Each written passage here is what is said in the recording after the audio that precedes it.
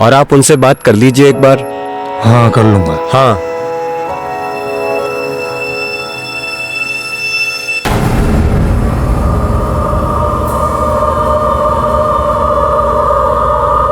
साहब साहब साहब कुछ खाने को दो ना साहब। साहब दो ना साहब। साहब बहुत भूख लगी है, भगवान आपका भला करेगा साहब। साहब साहब सुबह से कुछ खाए नहीं है साहब। साहब साहब अरे क्या कर रहा है ये? अरे साहब अरे साहब, क्या करता है ये? सुबह से मैंने कुछ खाया क्या नहीं। बोला तेरे को? चल जा इधर से। साहब दोबारा आने का नहीं, इधर बोल दिया तेरे को मैं। Hello police.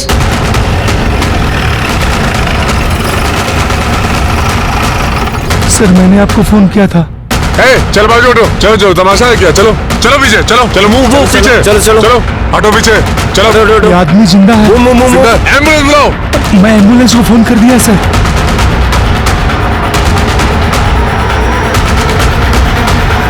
जिंदा है। अरे राहुल, योगेश और सुरेश है। आसपास देखो कुछ मिलता है क्या? हाँ इधर आ, इधर आ। ये कैसे हुआ? सर एक आदमी ने गोली मार दिया और भाग गया बाइक पर। आदमी को देखा? नहीं सर। बाइक का नंबर? नहीं सर।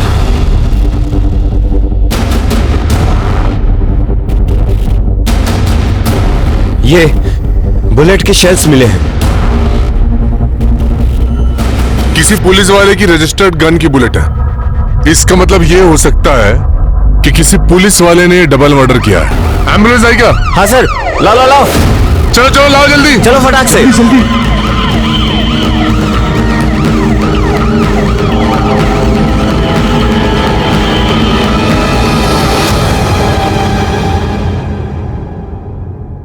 इंसान का अतीत कभी उसका पीछा नहीं छोड़ता।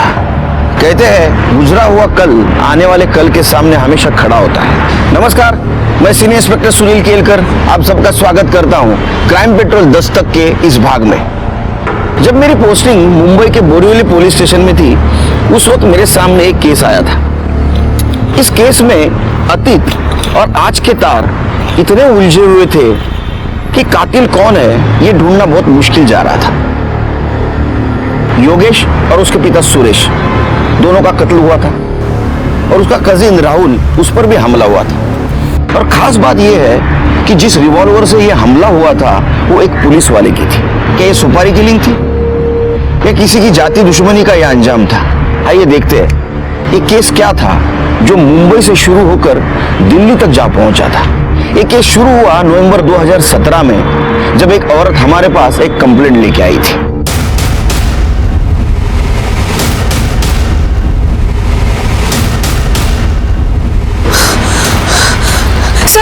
सर मुझे कंप्लेंट लिखा गया सर। सीनियर इंस्पेक्टर कहाँ है सर? आइए आप अंदर आइए। आप बैठिए बैठिए बैठिए और शांत हो जाइए। पाटिल मैडम पाणी देना। बाबा त्याचा चहा सांगा।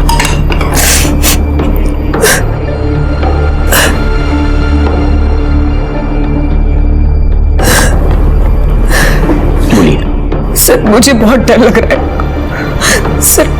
उसने मुझे किडनैप करके 3 महीने अपने घर में बंद रखा। सर बहुत मुश्किल से निकली हूं मैं आज। किसने किया ये? सर मेरे पति योगेश, हमारा सेपरेशन हो चुका है। लेकिन आपके पति ये सब क्यों करेंगे? सर बहुत लंबी कहानी है। नहीं बताइए आप। सर मैं दिल्ली से हूँ। मेरी फैमिली और योगेश की फैमिली दोनों एस्ट्रोलॉजी में थे। उस वजह से थोड़ा कंपटीशन दोनों के बीच में रहता था। जितने लोग मेरे पापा दीनदयाल पांडे और छोटे चाचा ब्रिजमोहन पांडे को मानते थे, उतने ही लोग योगेश के फादर सुरेश श्रीवास्तव को भी मानते थे। हमारी फैमिलीज में प्रॉब्लम्स तब और ज्यादा बढ़ गई जब दोनों ही फैमिलीज वहां के लोकल पॉलिटिक्स और इलेक्शन में इन्वॉल्व हो गए। योगेश कॉलेज में मेरा सीनियर था, पता ही नहीं चला कब एक दूसरे से प्यार हो गया। और हमारी फैमिलीज हमारे शादी के अगेंस्ट थी।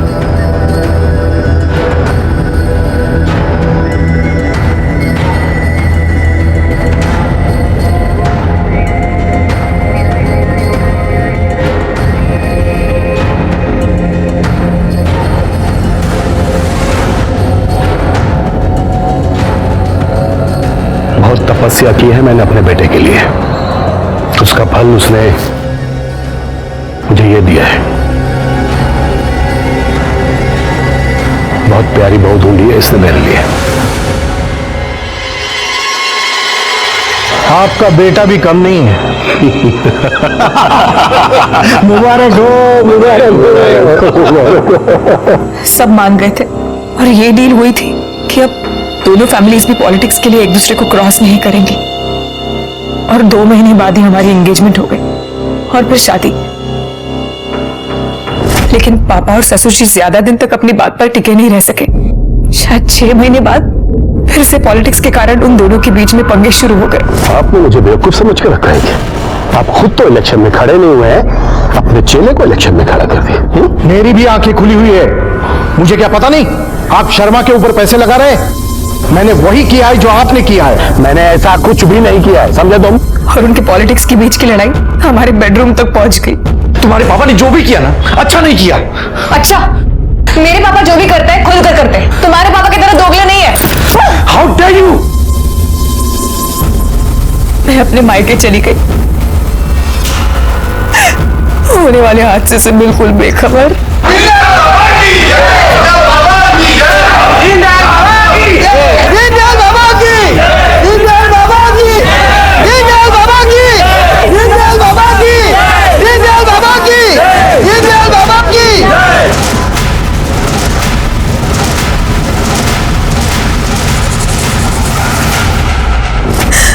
मैं जानती थी मेरे ससुर ने मेरे पापा को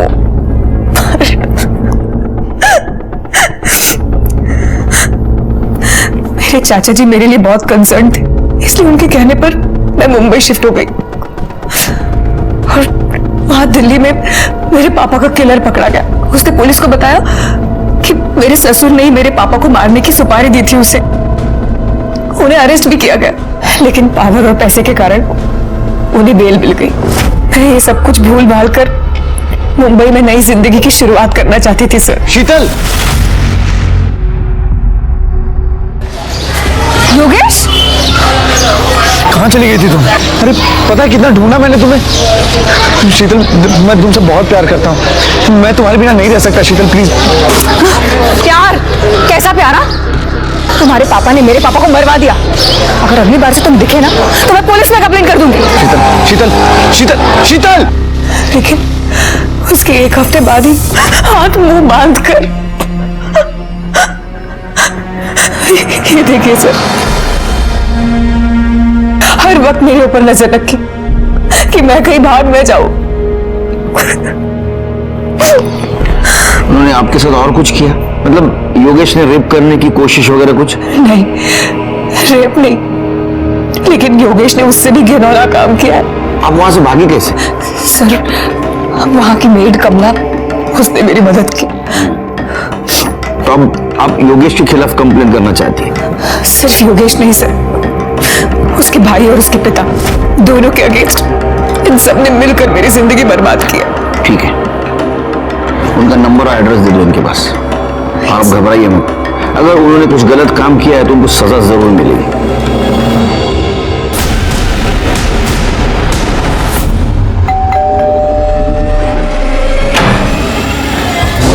जी सर। शीतल, आपकी वाइफ, उसके बारे में पूछताछ करनी है आपसे। कुछ पता चला क्या उसका? सर पता नहीं कहाँ चली गई वो बिना किसी को कुछ बताए। We are so worried sir. कहाँ है वो? कैसी है वो? अरे हमें सवाल पूछने दो आपसे, आप ही पूछे जा रहे हो। हाँ, पहले हमारे सवाल का जवाब, उसके बाद में तुम्हारे। चलिए। क्या बकवास है सर? प्रोस्टिट्यूट? सर मैं किसी ऐसे वैसे आदमी का बेटा नहीं हूं सर। मेरे पिताजी बहुत बड़े ज्योतिषाचार्य हैं, साधना की है उन्होंने। और ऐसे महान आदमी का बेटा होके किसी प्रोस्टिट्यूट को घर में लाने की बात तो छोड़िए, उसके पास जाने के लिए भी नहीं सोच सकता। शीतल क्यों झूठ बोलेंगी? सर मुझे नहीं पता उसने ऐसा क्यों कहा। शीतल को ढूंढने के लिए मैं, पापा और मेरे कजिन मुंबई शिफ्ट हो गए और वो मिली भी। शीतल, तुम कहां चली गई थी? तुम्हें पता है कितना ढूंढा मैंने तुम्हें। शीतल, मैं तुमसे बहुत प्यार करता हूं। तुम्हारे जाने के बाद रियलाइज हुआ मुझे। शीतल, मैं तुम्हारे बिना नहीं जी सकता। मैं तुमसे बहुत प्यार करता हूं। शीतल प्लीज वापस आ जाओ। प्यार? कैसा प्यार? तुम्हारे पापा ने मेरे पापा को मरवा दिया। अगर आइंदा से तुम दिखे तो मैं पुलिस में कंप्लेंट कर दूंगी। शीतल प्लीज, मैं मेरी तरफ देखो। देखो मैं बिल्कुल बदल जाऊंगा। तुम मुझे एक चांस दो प्लीज। कम बैक, एक बार वापस आ जाओ। शीतल देखो, मैं हाथ जोड़ता हूं तुम्हारे। मैं प्लीज मान जाओ। प्लीज वापस आ जाओ प्लीज। ठीक है। उसने मुझे माफ कर दिया और 3 महीने पहले हम यहाँ शिफ्ट हो गए, पर एक दिन वो अचानक से गायब हो गई। सर मैं सच कहूं तो इन सब के पीछे उसके चाचा ब्रिजमोहन का हाथ है। बहुत ही घटिया आदमी है सर, भड़काता था शीतल को। सर उसने तो हमारे ऊपर जानलेवा हमला भी किया।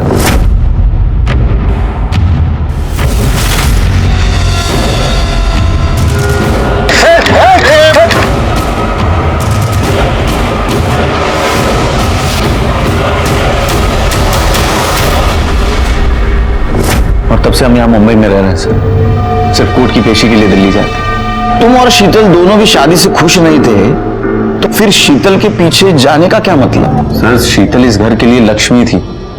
शीतल से शादी करने के बाद नोटों की बारिश हो रही है, लेकिन उसके जाते ही हर चीज ऐसा लगा जैसे हाथ से रेत की तरफ फिसलता चला गया।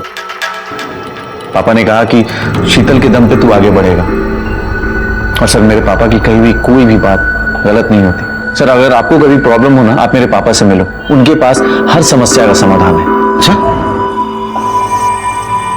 एक केस सुनाता हूं तुमको मैं। 20 साल का लड़का गायब हो गया था, तो ज्योतिष ने बताया कि वो पूरब की तरफ मंदिर में मिलेगा।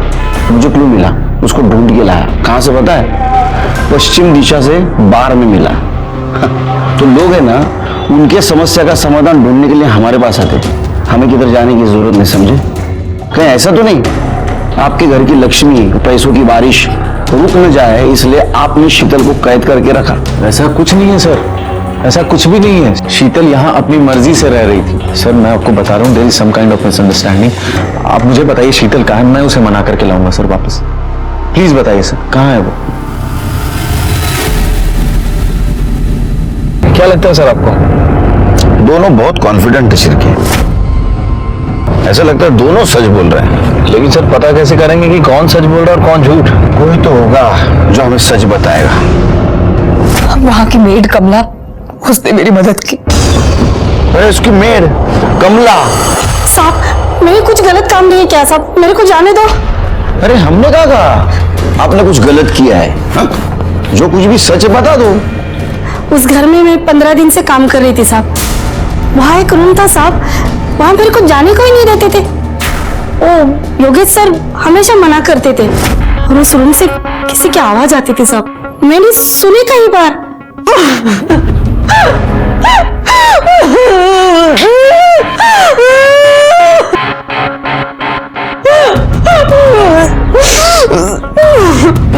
मेरे को बहुत अजीब लगता था साहब, मुझसे रहा नहीं गया साहब। और फिर एक दिन योगेश साहब घर पर नहीं थे, उस दिन मैं अंदर गई।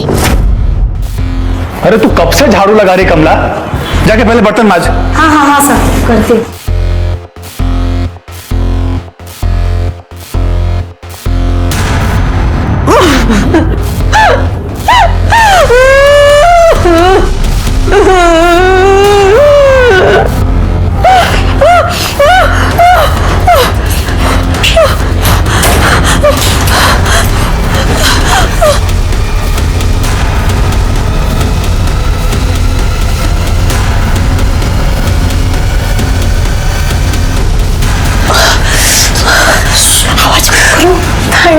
थैंक यू कमला, मैं तुम्हारा एहसान कभी नहीं भूलूंगी।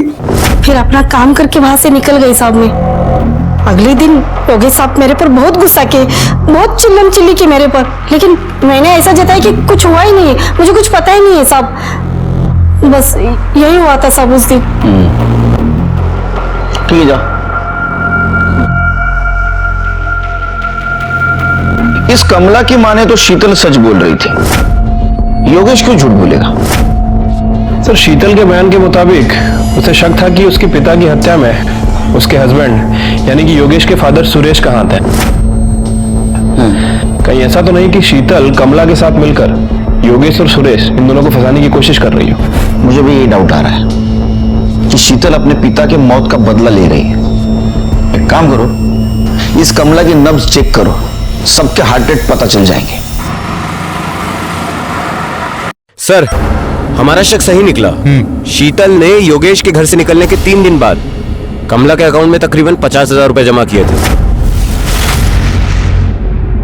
अच्छा? हाँ सर, और एक और इम्पोर्टेंट बात, खबरी ने बताया कि कमला ने किसी तरह का लोन ले रखा था। वो लोन की रकम उसने इन्हीं पैसों से चुकाई है।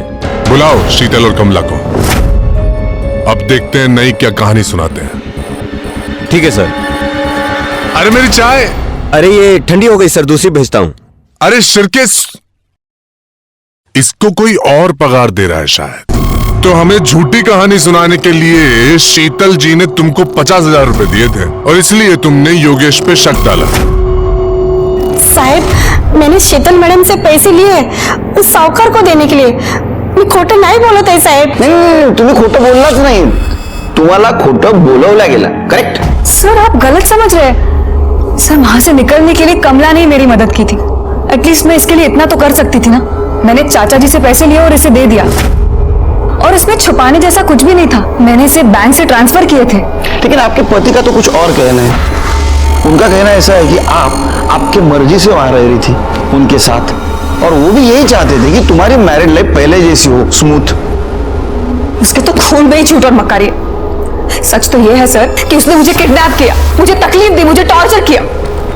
साहब, मैं बिल्कुल सच बोल रही हूँ साहब। मेरे को इस लफड़े में नहीं पड़ने का है। मेरे को जाने दो ना साहब।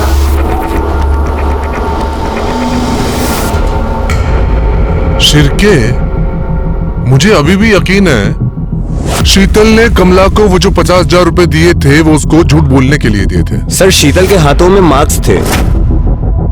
ऐसा देखकर लगता है कि उसे रस्सियों से बांधकर रखा गया था। हो सकता है उसने खुद को बांधा हो ताकि अपनी स्टोरी प्रूव कर सके, लेकिन उसका मोटिव मेरी समझ में नहीं आ रहा है शिरके। सर अगर ऐसी बात है तो फिर मोटिव ही क्लियर है, अपने पिता की मौत का बदला लेना। हाँ वो भी है, लेकिन इतने महीने बाद क्यों? अगर बदला लेना होता तो पहले लेती। सर, ये जो औरत है ना शीतल, मला उठे ना लामी को तेतरी पहले तो मैंने जुना रिकॉर्ड चेक किया, तो उसमें ऐसा पता चला कि शीतल के बारे में किसी ने दिशा उपाध्याय के नाम से मिसिंग कंप्लेंट की थी। किसने? मंदार कुलकर्णी ने। ये देखिए।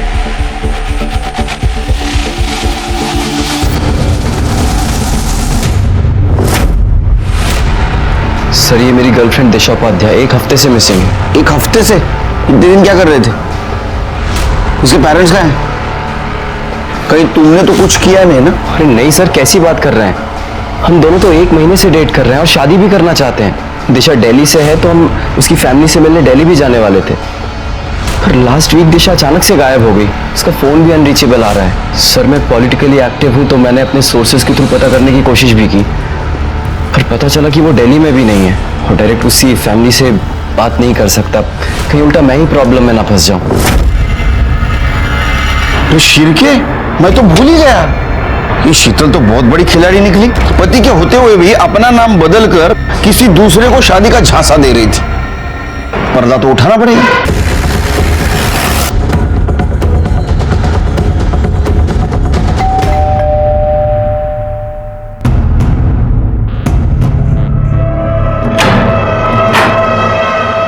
नमस्कार, दिशा उपाध्याय? नहीं, शीतल श्रीवास्तव। अच्छा, मैं किससे बात कर सकता हूं, दिशा से या शीतल से? मैं अंदर आ सकता हूं? Thank you. आओ शिरके। दिशा कौन है? सांप। आपने कंप्लेंट लिखवाई थी ना दिशा के मिसिंग की, लेकिन दिशा तो मिसिंग हुई नहीं थी। अरे सर यही तो है दिशा। तो वही बोल रहा हूं, दिशा ये है, ये मिसिंग थी ही नहीं। ये अपने पति के घर में ही रह रही थी, शीतल श्रीवास्तव नाम से। कुछ भी बोले जा रहे हैं आप बोलेंगे क्या सच? दिशा ये अगर तुमने एक बार भी बोल दिया होता ना कि ये सब झूठ है तो मैं तुम्हारे इस झूठ को भी सच मान लेता। मंदार, अब तो बताइए सच क्या है? सर मैंने मंदार से झूठ बोला, लेकिन मैं शीतल से दिशा किसी को धोखा देने के लिए नहीं बनी थी। वो मेरे अंकल ने कहा था मुझसे कि तुम नाम बदल दो ताकि योगेश मुझे ढूंढ ना सके। मंदार से बहुत प्यार करती, सब कुछ खत्म हो गया, सब कुछ। Thanks to you. शीतल और योगेश का यह उलझा हुआ केस खत्म हो चुका था, क्योंकि ना तो शीतल योगेश के खिलाफ कुछ सबूत दे पा रही थी, ना तो हमारे इन्वेस्टिगेशन में कुछ मिल रहा था। और वैसे भी शीतल का कैरेक्टर थोड़ा सा डाउटफुल ही था, इसलिए हमें लगा कि अब ये केस खत्म हो चुका है। लेकिन इस केस का अंत इतना भयानक होगा ये हमने भी नहीं सोचा था। फिर के फायर यहां से हुआ, 1 2 तीसरा फायर इधर, यहां लग के राहुल को लगे। सर यहाँ कुछ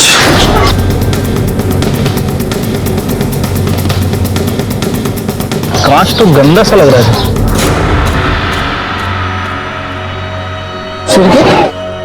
पूरे गाड़ी चकाचक एकदम क्लीन, सिर्फ ये विंडो गंदा क्यों? एसी भी चल रहा था। ऐसा लगता है सिर के शायद किसी ने जानबूझ के कांच गंदी की है, ताकि पीछे बैठा हुआ आदमी ग्लास नीचे करे और उस मौके का फायदा उठाकर किलर ने गोली मार दी। पॉसिबिलिटी है सर। सबसे सेफ सीट पर राहुल था, ड्राइविंग सीट, उसको गोली सीट के बैक साइड से लगी। क्योंकि आसपास का सीसीटीवी फुटेज चेक करो और पूछताछ करो किसी ने किलर और बाइक का नंबर देखा क्या। ठीक है सर। बाबा अरे क्या चाय पिलाई थी तूने सवेरे? गुड़ वाली चाय? नहीं नहीं नहीं, हेल्थ बाद में, टेस्ट भी कुछ चीज है या नहीं? नहीं चाहिए मुझे, कल से तू गुड़ वाली चाय, मैं शक्कर वाली चाय। शिर क्या है, बाद में फोन करता हूँ। हाँ बोलो शिर। सर वो क्राइम सीन पे जिस गन की बुलेट्स मिली थी सर, वो गन किसी मिलिंद बोरकर के नाम रजिस्टर्ड है। Borkar Mira Road police station में पीएसआई पोस्टेड है और सर कुछ दिन पहले उसने अपने गन की मिसिंग कंप्लेंट करवाई है। पीएसआई? एक पुलिस वाले का इस किलिंग से क्या लेन देन हो सकता है? फिर भी एक काम करो, इस पीएसआई बोरकर के डिटेल्स निकालो वहां के पुलिस स्टेशन से, खास करके नॉन यूनिफॉर्म स्टाफ से, मतलब ये स्वीपर एडमिन उनसे। ठीक है सर। वैसे ये योगेश और सुरेश, इन दोनों की पीएम रिपोर्ट भी आ गई है सर। सर रिपोर्ट के मुताबिक सुरेश श्रीवास्तव के सर पे गोली मारी गई थी और योगेश के नेक और अपर बैक पे गोली मारी गई है। एक गोली उसकी पीठ को भेदते हुए छाती से निकली है और सर इन दोनों की ऑन द स्पॉट मौत हो गई थी। राहुल इसलिए बच गया क्योंकि उसे जो गोली मारी गई वो पहले कार की सीट को लगी और उसके बाद राहुल को लगी। उसका खून तो बहुत बहा है, लेकिन डॉक्टर का कहना है कि वो जल्दी रिकवर कर रहा है। सीसीटीवी फुटेज मिली? सर सीसीटीवी फुटेज तो नहीं मिला। एक्चुअली वो इलाका काफी भीड़ भाड़ वाला है और प्रॉब्लम यह है कि वहां का जो सीसीटीवी कैमरा है वो खराब है। लेकिन छिड़के, किसी भी हालत में हमें यह जानना बहुत जरूरी है कि योगेश और सुरेश का मर्डर किसने किया था, किसके पास उनको मारने का स्ट्रॉन्ग मोटिव था, या सच में पुलिस वाले को किसी ने सुपारी दी थी, या असल में पुलिस वाले की गन चोरी हो गई थी। सर मुझे ये मामला पारिवारिक रंजिश का लग रहा है। शीतल के चाचा ब्रिजमोहन पांडे के भाई का मर्डर हुआ है। हो सकता है कि उसने अपने भाई के मर्डर का बदला लिया। लव ट्रायंगल भी तो हो सकता है। ये मंदार कुलकर्णी भी तो मार सकता है योगेश को। याद है उस दिन जब उसको पता चला कि शीतल शादीशुदा है, कितने गुस्से से गया था, और योगेश को मारना भी चाहता होगा ना वो, या तो शीतल ने मारा होगा दोनों को, क्योंकि शीतल मुंबई में आकर नई जिंदगी जीना चाहती थी और योगेश और उसके फैमिली की वजह से सब बर्बाद हुआ था। शिरके, मुझे इन सब के सीडीआर और फोन लोकेशन चाहिए, तब तक हम राहुल से बात करते हैं। सर हम लोग ट्रैफिक में फंसे हुए थे, तभी वहां पर एक भिखारी आया और वो विंडो की कांच को नॉक करने लगा। चाचा जी बार बार इरिटेट हो रहे थे, उन्होंने कई बार इशारा किया उसको वहां से जाने का, लेकिन वो मान ही नहीं रहा था। उसने विंडो की कांच पर कुछ गंदा कर दिया था। तभी चाचा जी ने कांच को नीचे किया और इतने में वहां पर एक बाइक वाला आया और उसने ताऊ जी और योगेश भाई को गोली मारी। मैंने सर पकड़ कर नीचे कर लिया अपने आप को, उसने मुझे भी गोली मारी। तुमने उसका चेहरा देखा था? नहीं सर, मैं सर पकड़ करके नीचे बैठ गया था। उसने हेलमेट पहन रखा था और ऊपर से काला रंग का ग्लास था। मैं कुछ भी ठीक से नहीं देख पाया सर। शिरके, किलर तो मारने के मोटिव से आया था, फिर ये राहुल कैसे बच गया? मुझे इसकी सीडीआर रिपोर्ट चाहिए। ठीक है सर। कह नहीं सकते कब किसके पास कौन सा मोटिव हो मारने के लिए। छिड़के, मुझे लगता है भिखारी किलर से मिला हुआ था। भिखारी ने सुरेश को इरिटेट किया, सुरेश ने ग्लास नीचे की, किलर ने शूट कर दिया। लेकिन सर शूट करना होता तो कांच पे भी शूट कर सकता था, मतलब कांच पे फायर करता, कांच टूट जाता और उसके बाद वो फायर कर देता। हो सकता है किलर उतना कॉन्फिडेंट ना हो। मतलब आपका कहना है कि वो सुपारी किलर नहीं था? हो सकता है। Sir, Syria report. क्या खुलासा हो रहा है? सर, रिपोर्ट के हिसाब से शीतल 2 महीने पहले अपने चाचा ब्रिजमोहन पांडे के घर शिफ्ट हो गई है दिल्ली में। और मंदार के कॉल रिकॉर्ड के हिसाब से मंदार ने 3:33 पे शीतल को कॉल किया था। मतलब जब योगेश और सुरेश पे हमला हुआ उसके 5 मिनट बाद। शिरके, मंदार ने जब कॉल किया था उस वक्त उसकी फोन लोकेशन क्या थी, पता करो। ठीक है सर। सर मेरा रोड पुलिस स्टेशन से आपको मिलने एक लड़का आया है। कौन है? कोई अखिल यादव है। भेज दो। सर मेरा नाम अखिल यादव है सर। सर मैं मीरा रोड पुलिस थाने में क्लर्क हूँ सर। सर देखो, मेरे को किसी लफड़े में नहीं पड़ना है सर, लेकिन आप लोगों के आदमी वहाँ पे पूछताछ कर रहे थे तो मेरे को लगा मैं आपको बता दूं। अब बिल्कुल टेंशन मतलब बिंदास बोलो। सर वो अपने PSI बोरकर सर है ना सर, उनकी गन चोरी हुई थी। वो तो हमें भी पता है, लेकिन सर वो गन दोबारा मिली, बट दूसरे PSI के डोर में। सर मैं क्या बोल रहा हूँ सर, वो आदमी ठीक नहीं है सर। अभी वो इधर उधर से पैसा वैसा भी लेते हैं और एक आध बार सस्पेंड भी हुआ सर। मुझे लगा सर मैं आपको बता दूं, लेकिन सर अगर उनको पता चला तो मेरे को बहुत प्रॉब्लम हो जाएगी सर। नहीं, अब डरो मत, बिंदास रहो। थैंक यू सर, चलता हूँ सर। Thank you. पता चला शिरके, मैं क्यों कह रहा था नॉन यूनिफॉर्म स्टाफ से पूछताछ करो। ये यूनिफॉर्म वाला स्टाफ है ना, एक दूसरे को सपोर्ट करता है।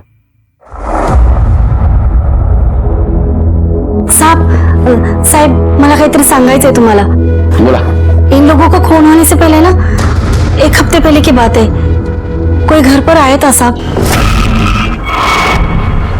Side side. अरे अरे बाइक अंदर ले, दरवाजा बंद कर। अरे कौन है भाई? अरे घर में कैसे घुस गए? अरे बाहर निकलो आप लोग। अरे ये क्या कर रहे? अरे क्या बदतमीजी है ये? हाय, मेरा नाम मंदार कुलकर्णी। शीतल और मैं शादी कर रहे हैं। ये रहे तेरे डिवोर्स के पेपर्स। शीतल साइन कर चुकी है, तू भी चुपचाप कर दे, वरना क्या पागल है क्या? पागल पागल कौन है बताओ भी तेरे को। जाओ तुम। शिरके, मिल गया मोटिव। शीतल से शादी की बात करने वाला इंसान मंदारी हो सकता है। अब तो मैं श्योर हूं ये शीतल का दिल्ली जाना सुरेश और योगेश के मर्डर प्लान का एक पार्ट था, ताकि वो दिल्ली चले जाए और उसके ऊपर कुछ भी ना आए। मंदार शीतल से शादी करना चाहता था, उसने योगेश को उससे डिवोर्स लेने के लिए कहा। शायद योगेश नहीं माना, इसलिए शीतल और मंदार ने मिलकर सुरेश, योगेश और राहुल पर अटैक करवाया। उसको अपने बाप के मौत का बदला भी तो लेना था। शिरके, बहुत चालाक है ये औरत। उसने इस काम में मंदार का यूज किया। सर, मंदार की कॉल लोकेशन आ गई। शिरके, इसके अकॉर्डिंग मंदार भी उसी टाइमलाइन पर ट्रैवल कर रहा था जिस पर ये तीनों योगेश, सुरेश और राहुल ट्रैवल कर रहे थे। मतलब पहले वो घर से निकला, योगेश के घर तक गया और बाद में उसने इन तीनों का पीछा किया। उठा के लाओ उसको। सर मैंने पता किया, वो मिसिंग है। मिसिंग है? खोद के ढूंढ के लाओ, रिजल्ट चाहिए मेरे को। जाओ। सर। तब तक हम शीतल और ब्रिजमोहन को मिलते हैं दिल्ली जाके। बैठिए इंस्पेक्टर साहब। बैठिए। बताइए कैसे तशरीफ लाना हुआ? वैसे आपको आपकी जानकारी के लिए बता दूं, इस मामले में यहाँ की लोकल पुलिस कई बार हमसे पूछताछ कर चुकी है और हर बार मैंने यही कहा है कि हमारा इस सबसे कोई लेना देना नहीं है। क्यों खुराना? ऐसे लंबा सफर करके आए हैं आप लोग, थक गए होंगे। क्या लेंगे, ठंडा या गर्म? कुछ सवालों के जवाब। क्या आपने पहले कोशिश की थी सुरेश और योगेश को मारने की? थी। क्या है इंस्पेक्टर साहब कि साधु आदमी हूं, लेकिन हूं तो इंसान ही ना। अब मेरे भाई का मर्डर होगा तो खून तो खौलेगा। मेरा भी खौला था। सुपारी दी थी मैंने मारने की, मगर मेरे भगवान ने मुझे ये पाप करने से बचा लिया। वो शूटर, उसकी बंदूक ऐन मौके पर जाम हो गई थी। आपकी इस बात पे यकीन क्यों करें हम? मत कीजिए, आप सबूत ढूंढिए इंस्पेक्टर साहब मेरे खिलाफ और उठाकर जेल में बंद कर दीजिए। ये इन लोगों को दिल्ली वाले पुलिस पर यकीन नहीं है क्या, जो यहाँ पूछताछ करने चले आ गए? यकीन तो करना सिखाया नहीं हमें। चलो आपसे ही सवाल पूछता हूं, आपने योगेश और सुरेश को मारने की कोशिश की? क्योंकि आपके पास तो मोटिव था। हाँ, मोटिव था, पर मेरा भी जवाब वही है। आपके पास सबूत है क्या? देखिए, लॉ मैंने भी पढ़ी है। आपके पास मेरे और चाचा जी के खिलाफ एक भी सबूत नहीं है। सबूत नहीं भी है और है भी। चलो एक बात बताइए, मर्डर होने के 5 मिनट बाद मंदार ने आपको क्यों कॉल किया था? वो भी उसी जगह से जहां मर्डर हुआ था। मंदार ने मर्डर किया या किसी शूटर से करवाया या शूटर आपने भेजा? देखिए, मैंने ऐसा कुछ नहीं किया और ना ही मंदार ने। हाँ, उसने मुझे फोन किया था, लेकिन उस वक्त वो वहां था ये मुझे नहीं पता है। देखिए इंस्पेक्टर साहब, बात को समझने की कोशिश कीजिए। इस सबसे ना तो मेरा ना इसका कोई लेना देना नहीं। वो तो हम पता कर लेंगे। अब इतना सब कुछ पता किया है, अब दिल्ली छोड़ के नहीं जा सकते बाहर। चलो शिरकी। खुराना। Yes sir. इस शीतल पे नजर रखना, बहुत चालाक औरत है।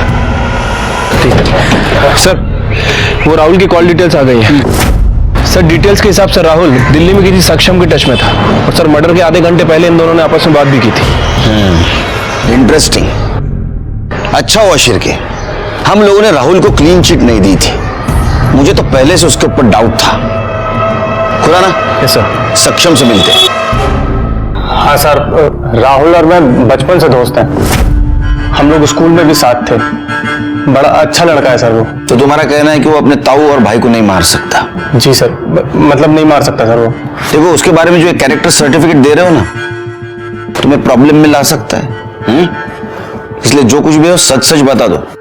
सर एक्चुअली सुरेश अंकल और राहुल के फादर प्रेम अंकल ने मिलकर एस्ट्रोलॉजी में बिजनेस शुरू किया था।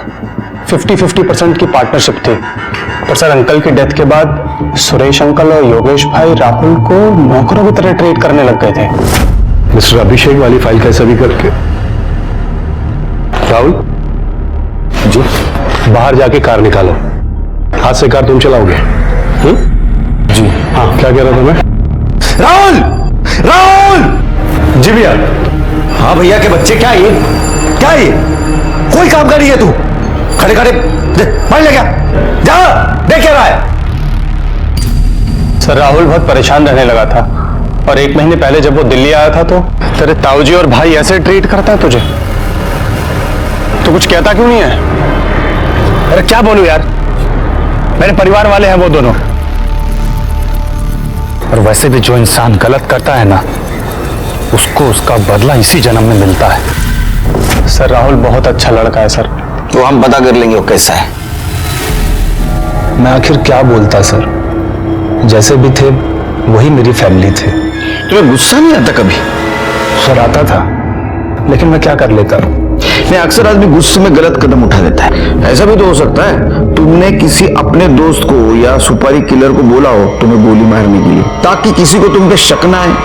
नहीं सर, मेरा एक ही दोस्त है सक्षम, और वो ऐसा कभी नहीं करेगा। और वैसे भी योगेश भैया और ताऊ जी के अलावा इस दुनिया में मेरा था ही कौन? सच में कोई नहीं है? एक बुआ थी, लेकिन पता नहीं कहां है। मेरे पैदा होने से पहले ही वो पता नहीं किसी दूसरे जाति के आदमी के साथ भाग गई थी। Sad story. लेकिन इस केस में तुम हमारे सस्पेक्ट हो, इसलिए जब तक इस केस की इन्वेस्टिगेशन चल रही है तुम शहर छोड़ के नहीं जा सकते। Take care.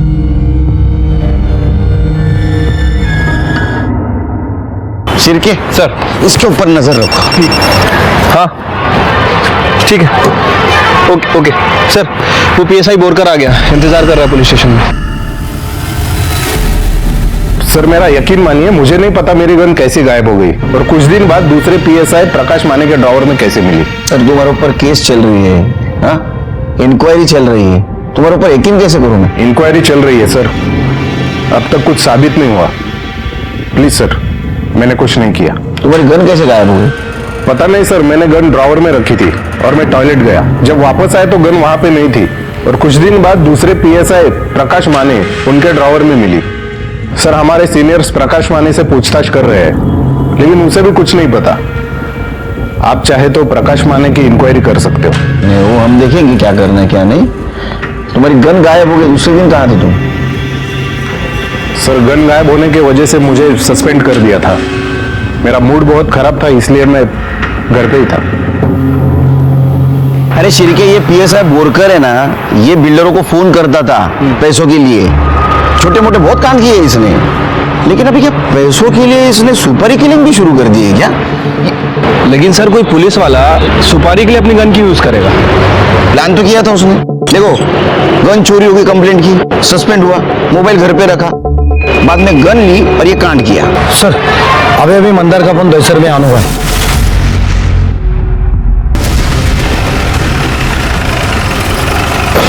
सर मैंने इंक्वायरी की है, मंदार यहाँ पिछले 10 दिनों से रह रहा है। कौन सा फ्लोर? 3rd फ्लोर से।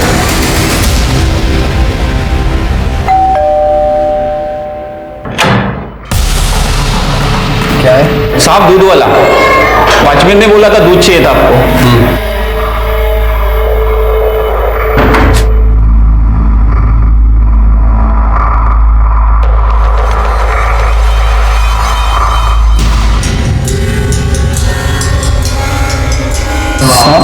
हम भी चाय पियेंगे। तेरे को पता है 4 चम्मच शक्कर वाली चाय दिमाग की बत्ती जलाए। वो साहब मैं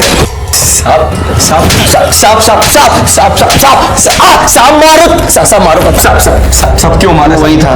मैंने कुछ नहीं किया साहब। तू झूठ बोल रहा है। जब सुरेश और योगेश का मर्डर हुआ उस स्पॉट पे था तो? हाँ साहब मैं वहाँ था, लेकिन मैं सच कह रहा हूँ साहब, मैंने कुछ नहीं किया साहब। वहाँ क्या करने गया था? साहब मैं योगेश के घर गया था उससे डिवोर्स के पेपर्स पे साइन लेने। जब मैं वहां पहुंचा तो वॉचमैन ने कहा कि वो लोग एयरपोर्ट के लिए निकल गए अभी, तो मैंने उनकी कार का पीछा किया, बस साहब, और कुछ नहीं।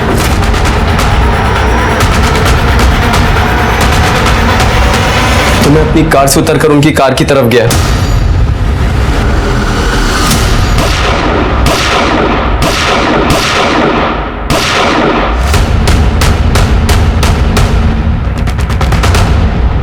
साहब मुझे पता था आप लोग मुझे ट्रैक कर लोगे, इसलिए मैं डर गया था और यहाँ छुपा हुआ था। तो फिर तूने शीतल को क्यों फोन किया था? साहब मुझे उस समय वही सही लगा, इसलिए मैंने फोन किया था। झूठ बोल रहा है तू। तूने फोन इसलिए किया था ताकि उसको बता सके कि तूने सुरेश और योगेश को मार दिया, और ये सब तूने वो पीएसआई मिलिंद बोरकर उसी से करवाया था। मिलिंद बोरकर? साहब मैं किसी मिलिंद बोरकर को नहीं जानता हूँ। नहीं जानता? मैं सच कह रहा हूँ साहब। तू पुलिस स्टेशन में चल, सब याद आएगा। मंदार को हमने अरेस्ट कर लिया था, लेकिन उसके खिलाफ हमारे पास कोई ठोस सबूत नहीं था। जो भी था वो सर्कमस्टेंशियल ही था, और मंदार और पीएसआई बोरकर के बीच में भी कोई संबंध नहीं दिख रहा था। मंदार का कहना यह था कि किलर और भिखारी मिले हुए थे, क्योंकि वो भिखारी उसके साथ बाइक पे आया था। इसलिए हमने सारे भिखारियों की पूछताछ की, लेकिन हमें कुछ नहीं मिला। झूठ और सच के बहुत सारे परते खुलने अभी भी बाकी थे। राहुल के बारे में भी पता किया तो राहुल का किसी सस्पिशियस आदमी के साथ कोई कांटेक्ट नहीं था। अब बचे शीतल और उसके चाचा ब्रिजमोहन, इन दोनों पे हमें पहले से ही शक था। और ये शक बढ़ा तब जब हमें यह पता चला कि मर्डर के 10 दिन पहले ब्रिजमोहन ने मुंबई में कांटेक्ट किया था। जी सरोज यादव है, वो सुरेश जी की बहन। आपने क्यों फोन किया था उसको? फोन हमने नहीं किया था, फोन उन्होंने किया था। बाद में हमने फोन किया। उन्होंने क्यों फोन किया था आपको? तारीफ कर रही थी कि हमने उन दोनों पर हमला करवाया। हालांकि थोड़ा अफसोस भी था उन्हें, दुखी थी क्योंकि वो दोनों बच गए थे, मगर वो फिर से चाहती थी कि हम सुपारी दें और उन्हें खत्म करवा दें, और अगर हम ये काम नहीं कर सकते तो वो खुद कुछ करना चाहेंगी, ऐसा बताया था। आपने क्या कहा? हमने कहा कि हमें हमारी गलती का एहसास हो चुका है, अब हम उन दोनों को नहीं मारेंगे। आप चाहे तो सरोज जी से पूछ सकते हैं। चाचा जी, आप उनसे पूछने के लिए क्यों कह रहे हैं? पहले ही इतना सहा है उन्होंने। एक मिनट, आपको हमदर्दी है उनसे? वैसे कोई बात नहीं है, वो भी बस मेरी तरह एक औरत ही है। मेरा उनसे कोई लेना देना नहीं है, आपको जो करना है कीजिए। Thank you. शिवगी सर, ये सरोज कहाँ रहती है? देखो।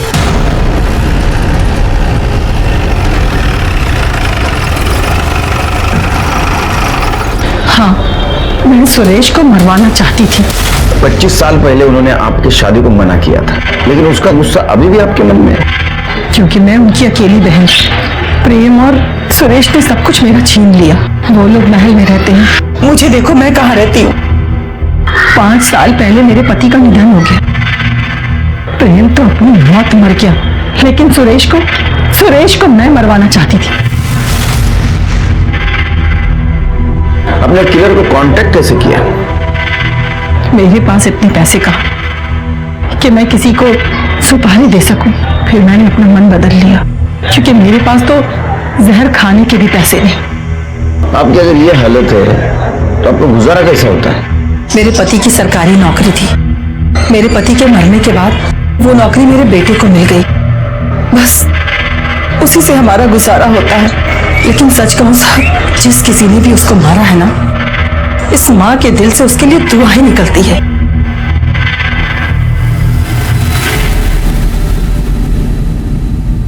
शिरके, इसने किलर का कांटेक्ट 10 दिन पहले लिया सुरेश के मर्डर के, फिर भी इसका मन बदल गया। लेकिन ऐसा होते हुए भी 10 दिनों के भीतर ही सुरेश का मर्डर हुआ। पता करो उन 10 दिनों में ये किसके साथ कांटेक्ट में थी। ठीक है सर।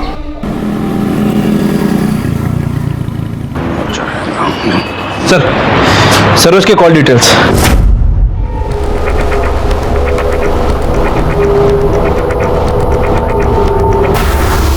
शिरके, बहुत चालाक है यह औरत। मुझे तो यकीन ही नहीं हो रहा ये सब कुछ तुमने किया है।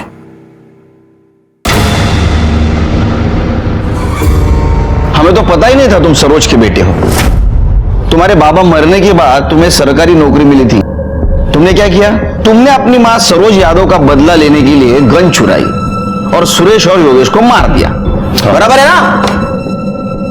जी, यही हुआ था, लेकिन वो इसी के लायक थे। लेकिन मैंने अपनी मां की इच्छा पूरी की। जब मुझे पता चला कि पीएसआई बोरकर पे ऑलरेडी बहुत सारे चार्जेस थे, तो मैंने उसकी गन चुरा ली ताकि सारा शक उस पर जाए। मैंने सुरेश मामा और योगेश के ऊपर शुरू से नजर रखी थी। उनके घर से निकलने तक मैं उनके पीछे था। भिखारी को 500 रुपए देके रखे थे ताकि उन्हें परेशान कर सके। मुझे मालूम था कि उस एरिया में बहुत ट्रैफिक रहता है, उनकी गाड़ी वहां पे रुकेगी।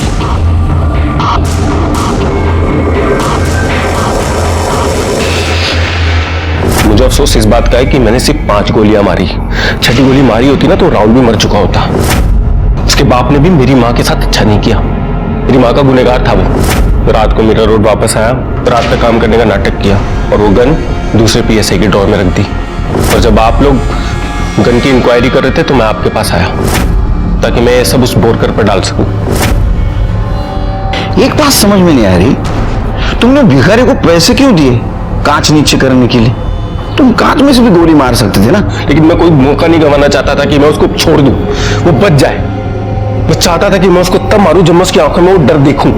ये सोचा है अब तुम्हारी मां कैसे जिंदा रहेगी तुम्हारे बिना?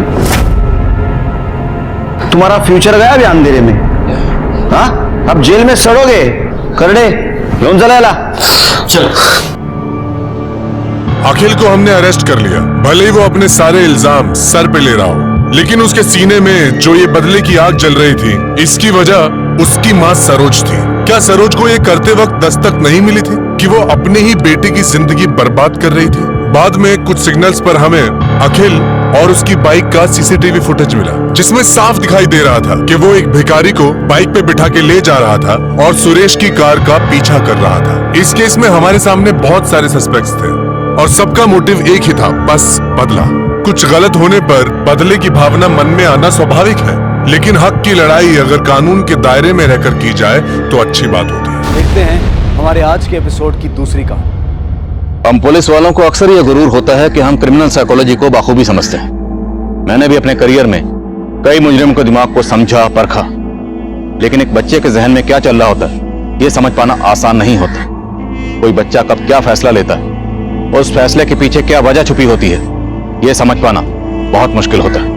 और आज का यह केस भी एक ऐसी ही बच्ची फातिमा से जुड़ा था, जिसकी ज़हनियत को तब हम भी समझने की कोशिश कर रहे थे।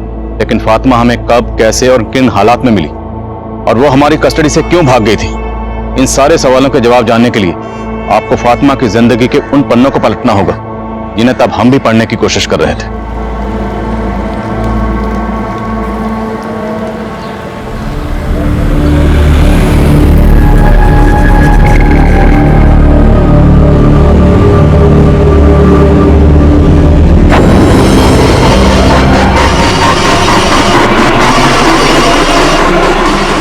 फातिमा, यहाँ क्या कर रहे हो बेटा? अच्छा, तुम ये बना रही थी? वापस से तुमने स्कूल से ताली मारी? तुम्हारी फूफी को मालूम पड़ेगा ना तो फिर बहुत नाराज होंगे। अच्छा डरो मत, ये लो, तुम्हारी फूफी को हम समझा देंगे, तुम्हें कुछ नहीं कहेंगे। अब चलो घर चलो।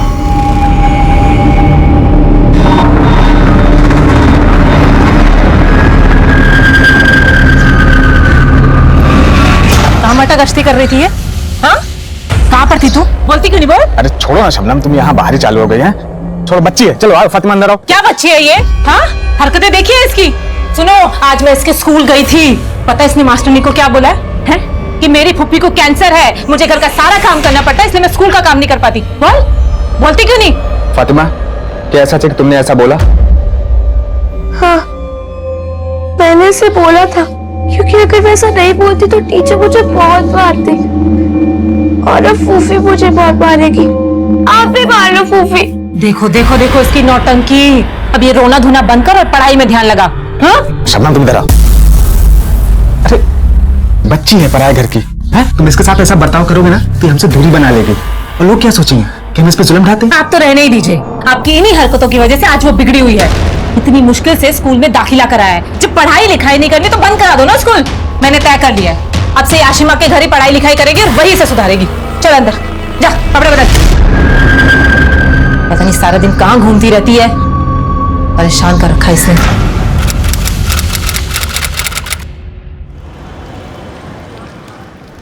अरे ये मेरा बच्चा क्या कर रहा है? घड़ी देखिए, 2 बजे का टाइम है और रोज तू 2:30 बजे के बाद आती है। आज तो तेरी फूफी को बता ही देती हूँ। नहीं प्लीज, फूफी को मत बताइए, मैं कल से टाइम पे आऊंगी। 2 से लेके 20 तक पहाड़ा लिख के दिखा, और इस बार एक भी पहाड़ा गलत हुआ ना तो फिर देख लेना। चल बैठ, बैठ नीचे।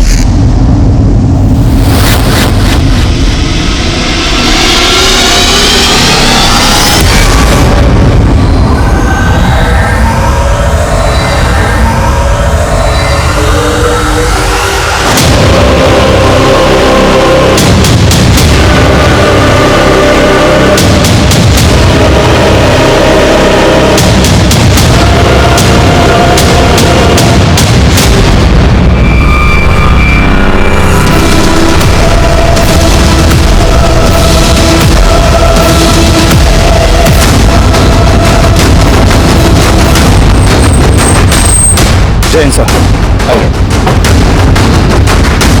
बहुत ही ब्रूटल मर्डर है सर।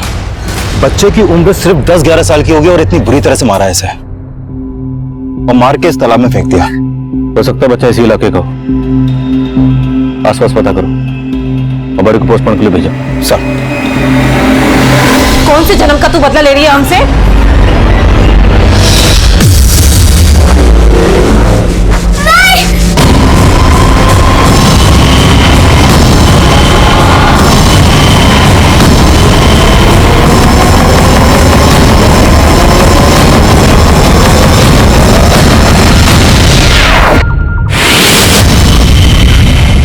मर गई वो, आज मिलेगी ना तो जान से मार दूंगी मैं उसे।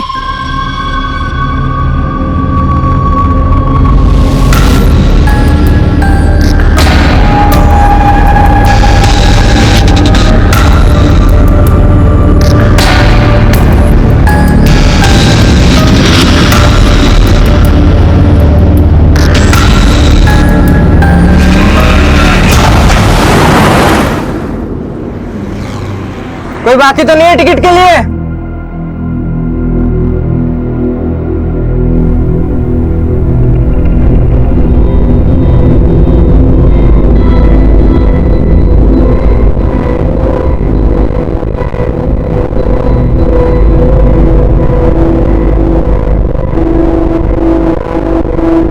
फातिमा के साथ ऐसे कैसे कर सकती हो? कितनी बार समझाया कि उसके साथ ऐसे पेश मत आया करो। अब अगर वो नहीं लौटी तो लोगों क्या जवाब देंगे? बस, मुझे तुमसे ज्यादा फिक्र है फातिमा की। अगर इतनी फिक्र थी तुमसे डर के भागी क्यों? वो पहले भी ऐसा कर चुकी है, लौट आई थी ना। अगर इस बार नहीं लौटी ना तो खुदा कसम मैं तुम्हें।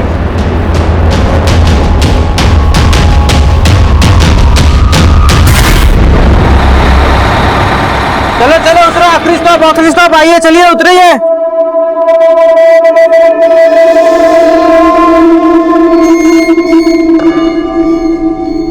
भाई साहब डिपो ले चलो। अरे एक मिनट ये लड़की किसके साथ हो? कहाँ उतरना था? कहाँ जाना है? वो मेरा रुक कहाँ भाग रहे? रुक ये इतने पैसे चोरी करके भाग रही थी? पॉकेट मारा किसका? कहाँ से है पैसे? रुक कहाँ भाग रही? बस में से चोरी किया ना किसी का पर्स? किसका पर्स है? मुझे जाने दो, ये मेरे पैसे। ये रुको, ये क्या कर रहे हो बच्ची के साथ? शर्म नहीं आती बच्ची को छेड़ते हुए? अरे भाई साहब बहुत ही चालाक लड़की है ये। बस में से किसी का पॉकेट चुरा कर भाग रही थी और जब मैंने पकड़ा तो मुझे फंसाने के लिए ऐसा कर रही है। किसका पर्स है ये? कहाँ से है तुम्हारे पास इतने पैसे? एक काम करें भाई साहब, पुलिस को बुलाइए।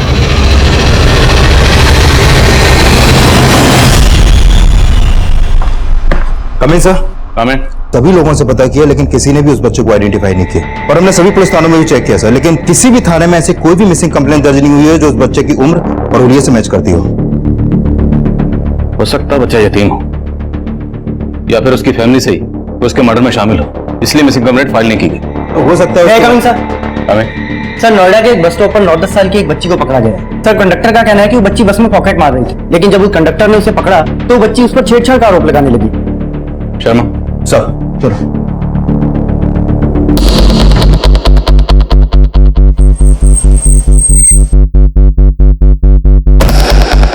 बेटा नाम क्या है तुम्हारा? देखो डरो मत, जो भी है सच सच बताओ। क्या ये अंकल ठीक बोल रहे हैं? सर मैं झूठ क्यों बोलूंगा? इस लड़की के हाथ में जो पर्स है आप उसे देखिए, कितना पैसा है उसके अंदर। लो बेटा पर्स देखो। नहीं कविता छोड़ो।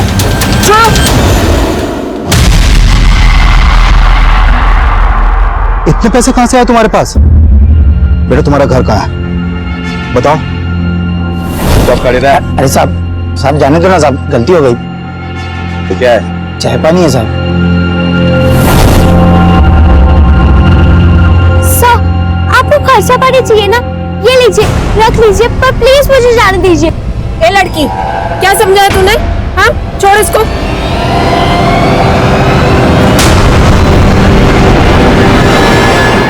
सर ये देखिए क्या निकला इस पर्स में। ये क्या है?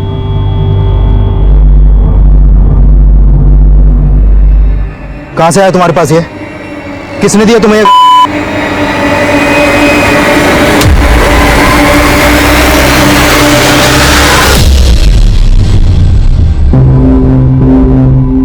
बेटा तुम्हें मालूम है तुम्हारे पर्स में क्या था?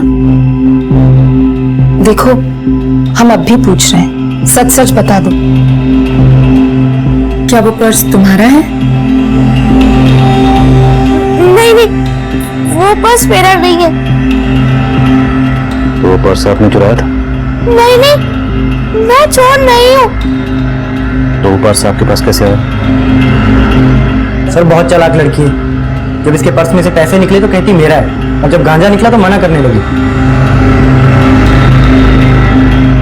मुझे छोड़ दीजिए, मुझे मेरे घर जाना है। अच्छा ठीक है, आपको आपके घर लेके जाएंगे, लेकिन कैसे लेके जाएं? पहले ये तो बताओ आपका घर है कहाँ पे? याद नहीं? लेकिन आपको आपका नाम तो याद होगा ना? क्या नाम आपका? और वो बैग आपके पास कहाँ से है? देखो बेटा, जब तक तुम कुछ बोलोगी नहीं ये तुम्हें यहाँ से जाने नहीं देंगे। अब बताओ तुम्हारा नाम क्या है? फातिमा। फातिमा, तुम्हारा घर कहाँ है? झारखंड। झारखंड? तो झारखंड से नोएडा कैसे? रेलगाड़ी से। किसके साथ? आपके घर पे और कौन कौन है?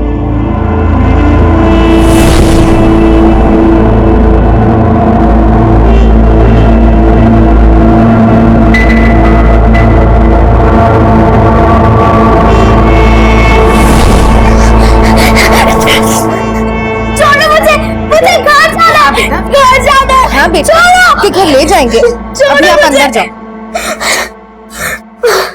शर्मा पता करो शायद कहीं से इस लड़की के बारे में कुछ पता चले। सर, और उस लड़के का क्या हुआ?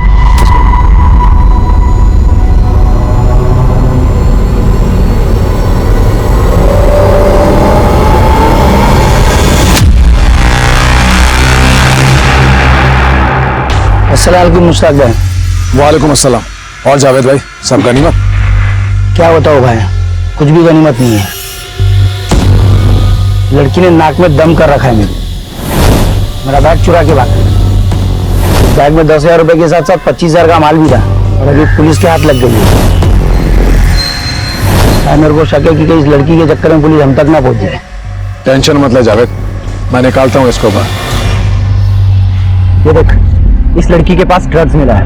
अपने एरिया में जितने भी लोग ड्रग्स का धंधा करते हैं ना, सबकी इंफॉर्मेशन निकाल और पता कर इस लड़की के पास ये ड्रग्स आया कहां से।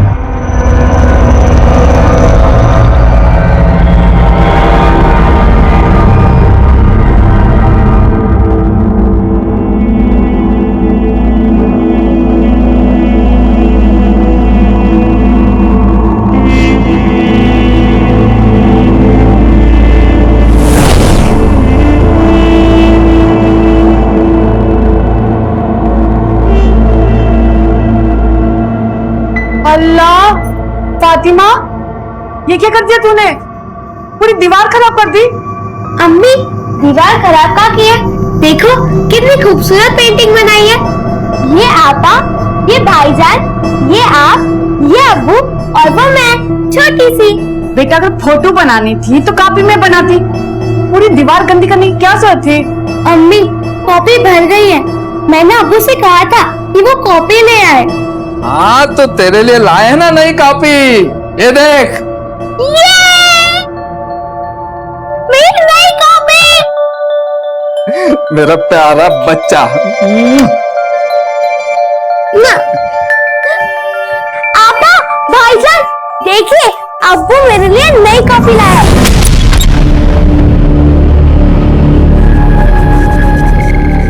अरे फातिमा, ये क्या कर रही हो? पूरी दीवार गंदी कर दी। कॉपी भर गई है, नई कॉपी कब लेके आएंगे अब्बू? बेटा, तुम्हें अब्बू की याद आ रही है? तो बताओ, तुम्हारे अब्बू कहाँ रहते? हम उन्हें यहाँ बुला लेंगे। कुछ नहीं बेटा, कुछ नहीं।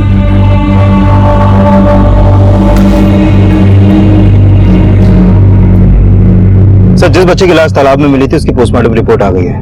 उसकी मौत चाकू घोंपने से हुई थी और फॉरेंसिक टीम ने उसके कपड़ों की जांच की तो उसकी पैंट की जेब से ट्रेसेस मिले हैं सर। फातिमा के पास से भी मिले थे, तो हो सकता है फातिमा का उस बच्चे से कोई कनेक्शन हो। उसे मिलते हैं, मुमकिन है उसके बयान से हमें उस बच्चे पर कोई क्लू मिले।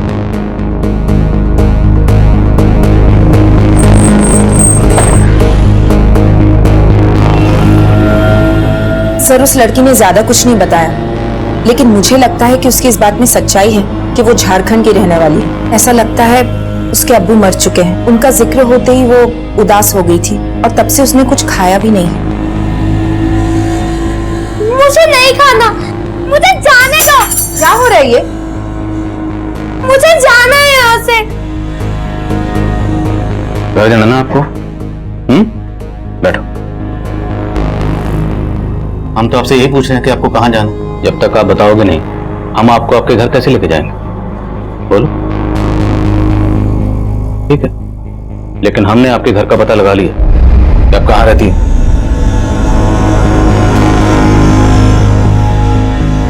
कहीं रहती हो ना, जहां पे लड़का रहता था।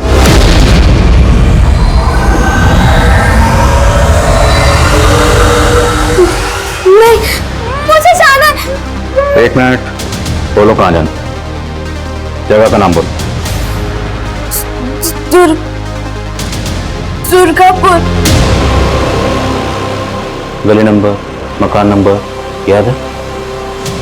नहीं, वो तो नहीं मालूम, पर मेरे घर की दीवार सफेद रंग की है।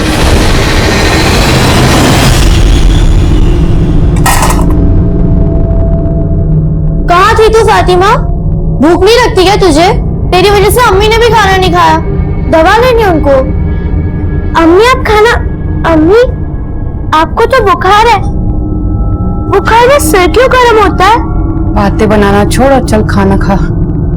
रिहाना, ये अम्मी, तुझे खाना लिया तो लाई अम्मी। ये देने लिए अम्मी आपके लिए। चल।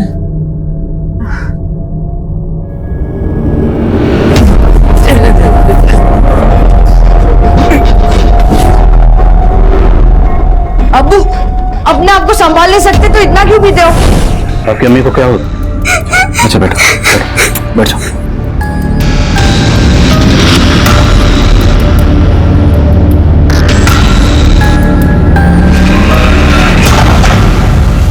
ये लड़की कुछ भी साफ साफ नहीं बोल रही है। कुछ है जो ये शायद जानबूझ के छुपा रही है। लेकिन सर दुर्गापुर झारखंड का एक कस्बा है। हो सकता है झारखंड की रहने वाली हो, लेकिन ये नोएडा कैसे पहुंची और इसके पास वो ड्रग क्यों मिली और इसका उस बच्चे के साथ क्या कनेक्शन है जिसकी बॉडी हमें उस तालाब में मिली? उस बच्चे का कत्ल किसने किया, क्यों किया, किस मकसद से किया? खबरें से कुछ नहीं सर, फिलहाल तो नहीं। अगर ये मान लें कि ये दोनों बच्चे किसी ड्रग पेडलिंग गैंग के लिए काम करते हैं तो जाहिर है उन लोगों ने इन्हें ट्रेनिंग दी होगी। इसलिए ये बच्ची किसी भी सवाल का सीधा जवाब नहीं दे रही, बल्कि गोल गोल बातें करके घुमा रही। वो नहीं बोल रही जो हम इससे पूछना चाह रहे हैं। और इसने जो तुम्हें घूस देने की कोशिश की, ये रंग ढंग भी उसने वहीं से सीखे हों। ये लड़की हमें मिली गाजियाबाद से नोएडा आने वाली बस में। तो ट्रक पैडलिंग ग्रो भी उसी रूट पर एक्टिव हो। एक काम करो, इसको वापस उसी रूट पर लेकर जाओ और इसके एक्सप्रेशन को बारीकी से मॉनिटर करना। ये अपनी जगह को देखकर जरूर रिएक्ट करेगी। और ये भी पॉसिबल है कि वहां कोई ऐसा शख्स मिल जाए जो इस लड़की को पहचानता हो।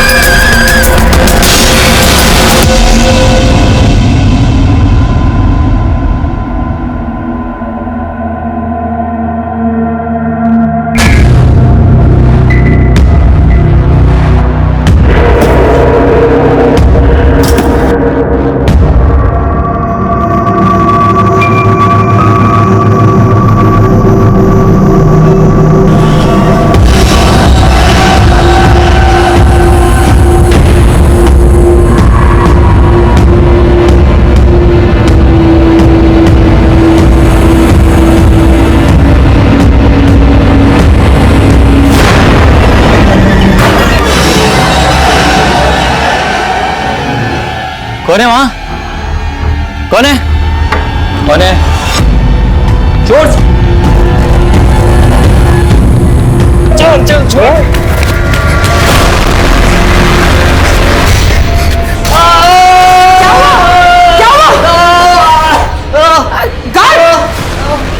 क्या हुआ? कौन आया था?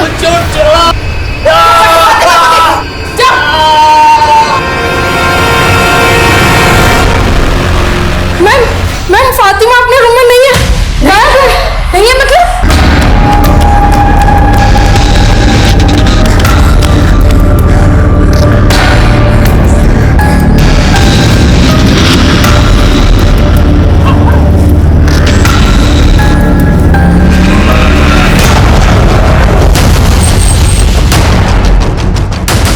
सर, यहाँ के गार्ड पे हमला हुआ है।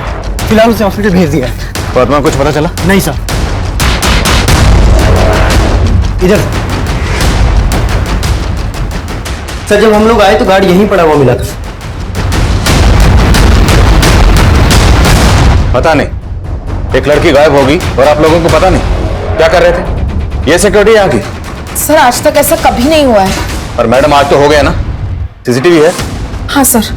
फुटेज निकाली, फातिमा की फोटो सभी पुलिस स्टेशन में भेजो और पैटर्न टीम को भी इन्फॉर्म करो।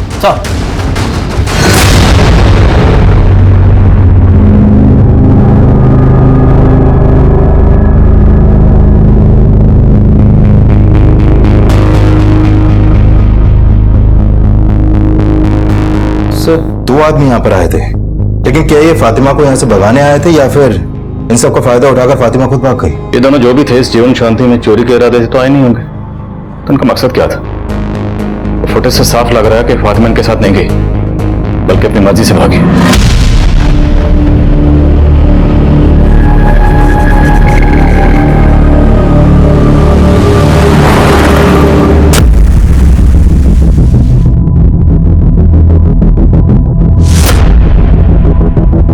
शर्मा, इस बच्ची का जल्द से जल्द मिलना जरूरी है। पता करोगे नोएडा में कहाँ हो सकती है? उसने कहा था कि वो झारखंड के दुर्गापुर की रहने वाली है। वहां की लोकल पुलिस को उसकी एक फोटो भेज।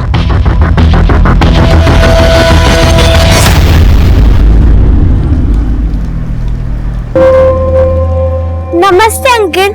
हाँ नमस्ते, बोलो। एक बैग मिलेगा? 14 रुपए। रुक रुक रुक, चोरने कैसे रे? रुक रुक रुक।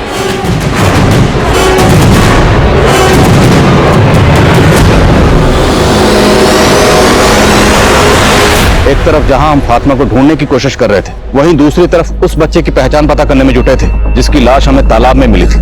और काफी कोशिश के बावजूद भी हम उसकी पहचान पता नहीं कर पाए थे। और उस बच्चे का फातिमा के साथ कोई ना कोई कनेक्शन जरूर था।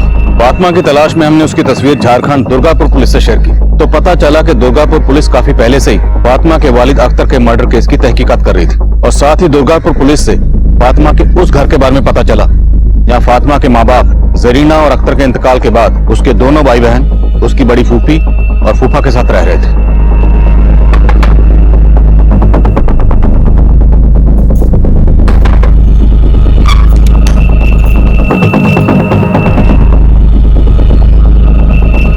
साहब मैं फातिमा की फूफी हूँ, लेकिन फातिमा तो यहाँ नहीं रहती। कहाँ रहती? वो फरीदाबाद में रहती है। मेरी छोटी बहन और उसकी छोटी फूफी शबनम के यहाँ पर।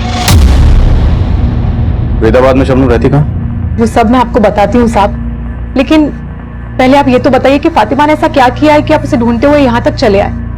हमने उसे नोएडा में चोरी के इल्जाम में गिरफ्तार किया और उसके पास से ड्रग्स भी मिली थी। क्या? ये लड़का कौन है? इसे पहचानती है? नहीं साहब, हम इस बच्चे को तो नहीं जानते। और साहब हम तो फातिमा को भी फरीदाबाद नहीं भेजना चाहते थे, लेकिन इन बच्चों की किस्मत ही खराब। ये बच्चे तो तभी अनाथ हो गए थे जब इनकी माँ जरीना का इंतकाल हुआ। और जरीना की मौत के बाद तो वो ज्यादा ही शराब पीने लगा था। उसके कुछ दिनों बाद तो उन्हें भी किसी ने मार दिया। और कमाल, रेहाना और फातिमा, ये तीनों बच्चे अनाथ हो गए। साहब ये दोनों तो फिर भी बड़े हैं, लेकिन फातिमा इतनी छोटी उम्र में ये हादसा उसे बर्दाश्त नहीं हुआ। वो अपने अम्मी अब्बू को हमेशा याद किया करती थी और अकेले में बड़बड़ाया करती थी। अम्मी अब्बू मेरे नहीं है ना अब्बू? आप मेरी तरह अम्मी से भी बहुत प्यार करते हैं ना?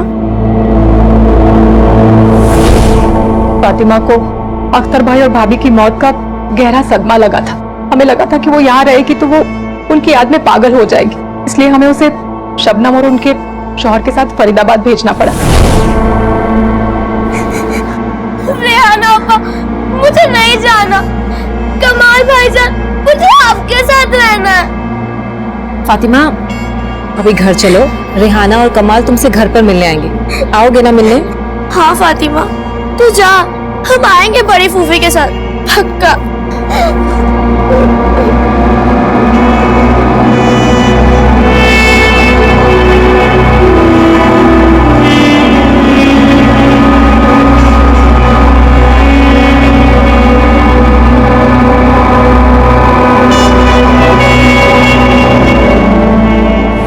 इनसे शबनम का नंबर और एड्रेस लो। और शर्मा को बोलो कि तुरंत शबनम के घर जाओ। क्या ये लोग पूरा सच नहीं बोल रहे हैं? वहां हमें फातिमा उस हालत में मिलती है और यहाँ आके पता चलता है कि उसके वालिद अख्तर का कत्ल हुआ। ये अख्तर का कत्ल क्यों हुआ था? सर अख्तर को शराब की लत थी, साथ साथ वो जुआ भी खेलता था। सर कई लोगों से वो कर्जा भी ले रखा था।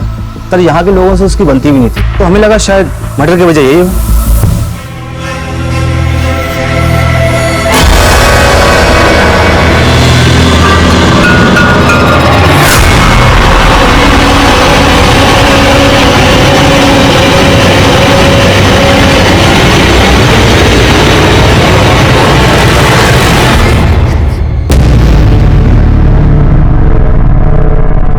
तुम लोगों ने कुछ भी छुपाया ना तो तुम दोनों ही जेल में हो गए। बताओ कहाँ है फातिमा? बोलो। हाँ साहब, हम आपसे कुछ नहीं छिपाएंगे। हम तो फातिमा को यहाँ उसके भले के लिए ही लाए थे, लेकिन बेचारी की किस्मत में कुछ और ही लिखा था।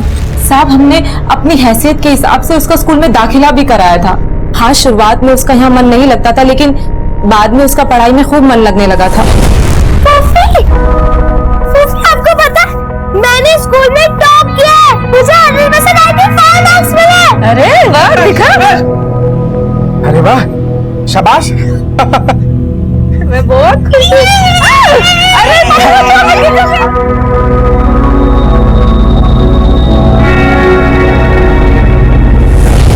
लेकिन ये खुशी सिर्फ चंद दिनों की ही थी।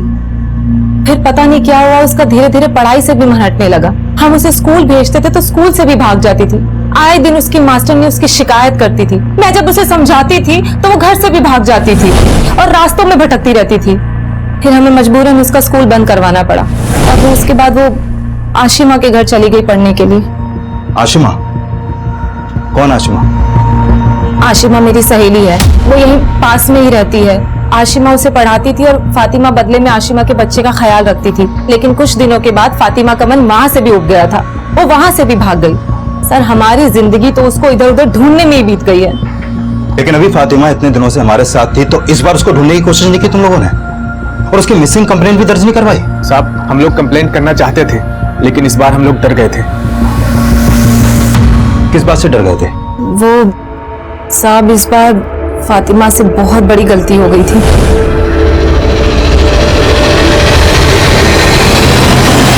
साहब फिर आशिमा ने बताया कि फातिमा उसके बच्चे को खूनम खून करके भाग गई है।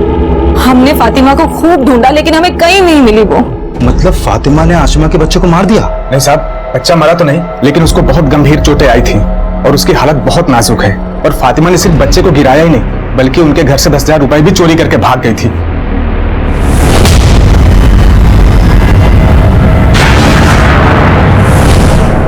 ये आशिमा का घर कहाँ है बताओ मुझे। चलो। साहब वो लोग यहाँ पे नहीं है, बच्चे का इलाज करवाने मुंबई गए हैं।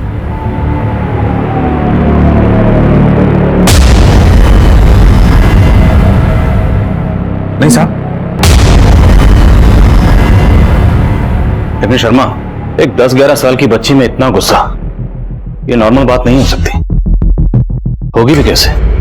पिछले 1-1.5 साल में इस बच्ची ने इतना सहा है, इतना देखा है। अपने माँ बाप खोए, अपने भाई बहन से दूर, या अपने फूफा फूफी के साथ रह रही। लेकिन सर उसके छोटे फूफा फूफी का कहना है कि फातिमा का बर्ताव 6 महीने पहले तक काफी अच्छा था, पढ़ाई में भी बहुत अच्छी थी वो।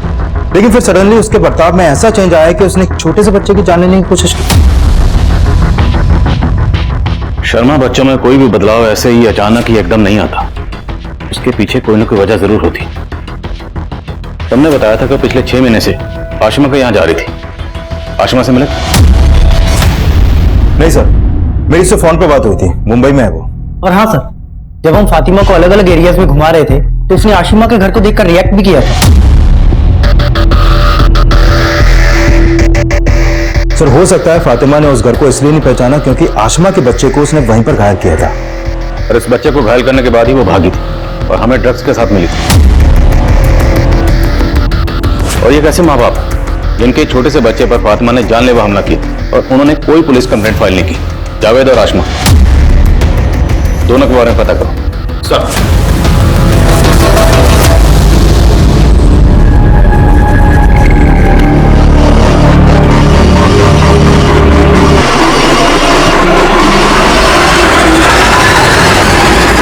क्या फातिमा, घर नहीं चलना है क्या? आजा अंकल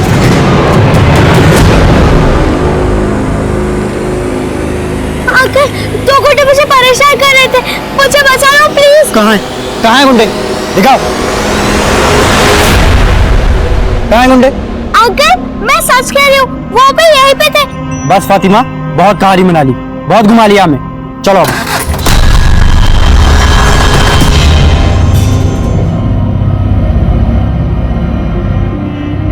फातिमा, अब एक भी झूठ बोला तो अच्छा नहीं होगा। बताओ, जानती हो उस लड़के को? नहीं।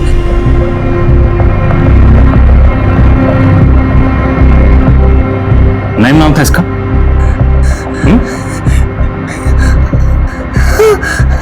और वो 2 लोग कौन थे जो उस रात यहां पर आए थे और तुम भाग गए?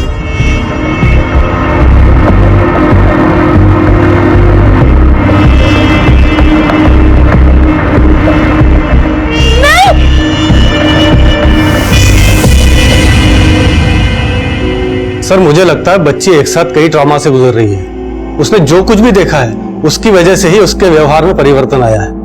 एंड आई फील बच्चों में ऐसे मेंटल ट्रॉमा की वजह फिजिकल एब्यूज भी हो सकता है। इसका कंप्लीट मेडिकल चेकअप करना पड़ेगा सर। ओके, आप चेकअप कीजिए एंड प्लीज अपडेट। आइए सर। बोलो राणा। जावेद और आसमा की कुंडली निकालिए। आसमा तो क्लीन है, लेकिन ये जावेद जो है किसी मुश्ताक नाम के आदमी के साथ मिलकर ड्रग्स का धंधा करता है। जावेद और मुश्ताक अंडरग्राउंड होने की फिराक में थे, लेकिन हमारी टीम ने जल्दी उनके ठिकाने का पता लगा लिया।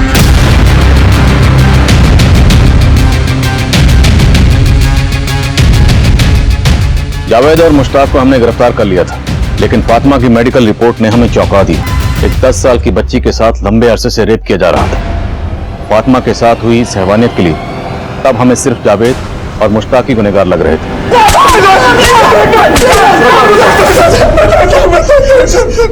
हमने फातिमा का रेप कभी नहीं किया साहब। बस पिछले 6 महीने से हम लोग उसे अपने ड्रग्स का माल बेचने के लिए इस्तेमाल कर रहे थे साहब। बस। हाँ साहब, वो मेरी बीवी के यहाँ पे पढ़ने आया करती थी, तभी मुझे उसे इस्तेमाल करने का आइडिया आया था। फातिमा, आज के लिए काफी है, तुम घर जाओ, ठीक है?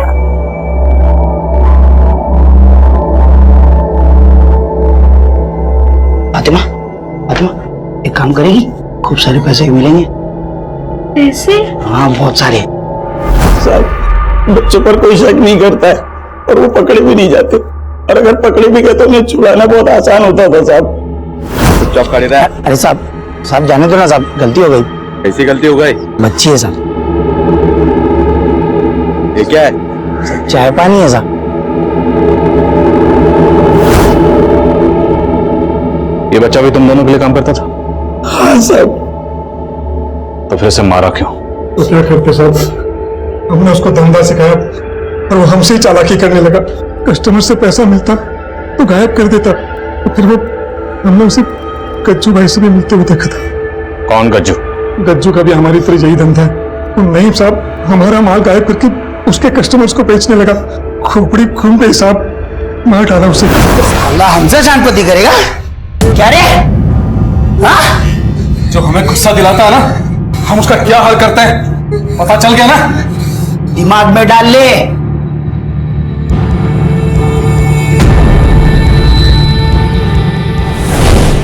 साहब, हमको लगा नहीं कि मौत के बाद फातिमा काबू में आ जाएगी, लेकिन अगले दिन जब वो मेरे घर पे फिर से पढ़ने के लिए गई तो साहब उसने मेरे ही बच्चे को जान से मारने की कोशिश की।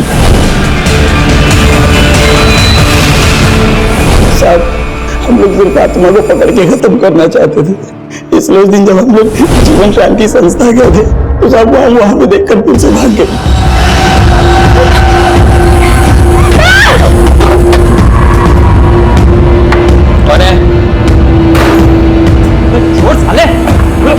साले,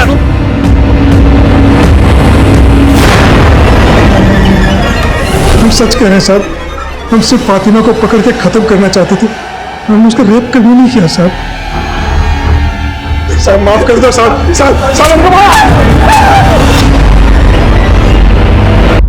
फातिमा, कुछ तो बोलो बेटा, कौन था वो जिसने तुम्हारे साथ ये सब किया? डरो मत बेटा, हमें खुल के बताओ।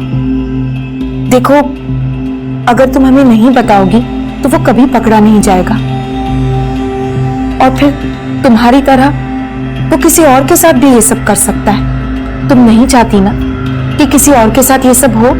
तो बताओ बेटा, बोलो कौन था वो? डरो नहीं, तुम्हें कोई कुछ नहीं कहेगा। हम हैं, बोलो। डरो नहीं, तुम्हें कोई कुछ नहीं कहेगा। फूफा। तुम्हारे फूफा?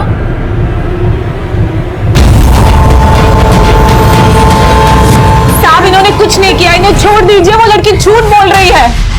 अपने शौहर को बचाने के लिए उस बच्ची को झूठा बोल रही है? साहब, आप उस लड़की को जानते नहीं हो, वो एक नंबर की झूठी है। बच्चे की तरह समझा उसको हमने, लेकिन हमेशा वो एक बात से हमसे चिढ़ती थी। उसके बाप का और हमारा 36 का आंकड़ा था, और हमेशा अक्सर झगड़ा होता था हम दोनों का। जब यहाँ थी तो बोलती थी कि हमारे पापा बहुत अच्छे हैं, और मैंने उनको क्यों पीटा।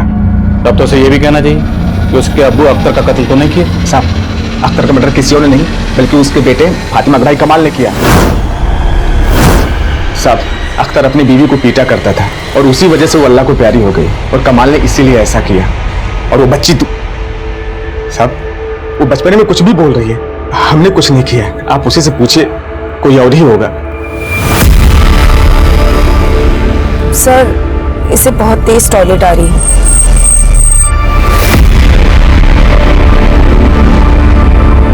सर, क्या हुआ? फातिमा फिर से भाग गई।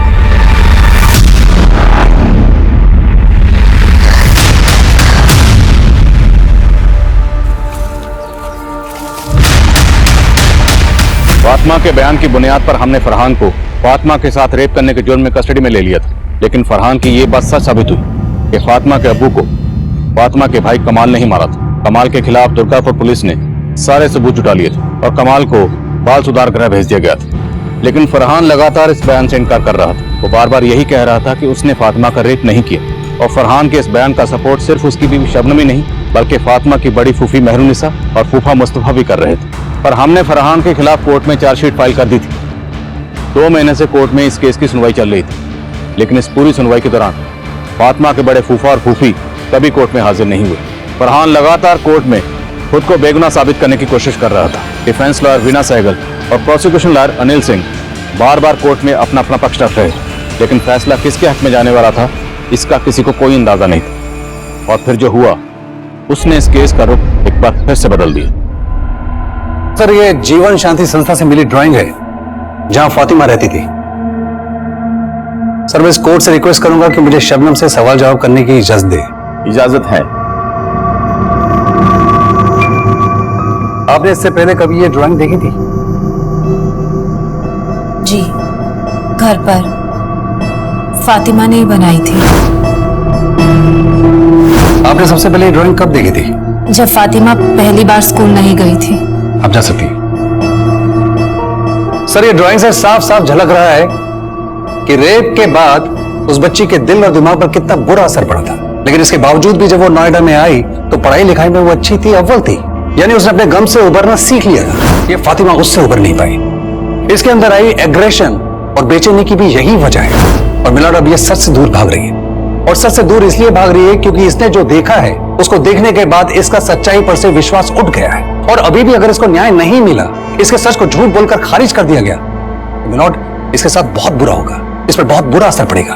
ऑब्जेक्शन सर, हम इस बच्ची को कॉम्पिटेंट विटनेस नहीं मान सकते। Objection overruled. पिछले 2.5 महीने से ये सुनवाई चल रही है। आजकल हमारी सोसाइटी में माइनर्स के साथ अक्सर ऐसी अमानवीय, नीच और भद्दी हरकतें हो रही है, जिससे एक बच्चे का न सिर्फ भविष्य खराब होता है, बल्कि आने वाली एक पीढ़ी, सभ्यता और समाज पर बहुत बुरा असर पड़ता है। इसलिए ये कोर्ट फरहान कुरैशी को गिल्टी मानता है और उसे इम्प्रिजनमेंट की सजा सुनाता है। फातिमा के हक में अदालत ने एक तारीखी फैसला सुनाया था। हमारी चार्जशीट में लगाए गए सारे इल्जाम सही साबित हुए थे, लेकिन ये जीत सिर्फ हमारी नहीं थी। ये जीत थी हर उस लड़की की, हर उस बच्ची की जो आए दिन वहशत का शिकार होती रहती है, और सालों की अदालती सुनवाई तक विक्टिम रोजाना तिल तिल कर मरती रहती है। लेकिन अदालत का यह फैसला उन सारे विक्टिम्स को हौसला देता है कि सच को चाहे कितना भी क्यों ना दबाया जाए, लेकिन आखिर में जीत हमेशा सच की होती है। अब मैं आदिल खान आपसे इजाजत लेता हूं। आपसे फिर मुलाकात होगी एक और नए केस के साथ। तब तक देखते रहिए क्राइम पेट्रोल दस्तक। मकसद बताना नहीं, बचाना है। क्राइम पेट्रोल के ऐसे ही मजेदार एपिसोड्स देखने के लिए हमारे चैनल को सब्सक्राइब करें।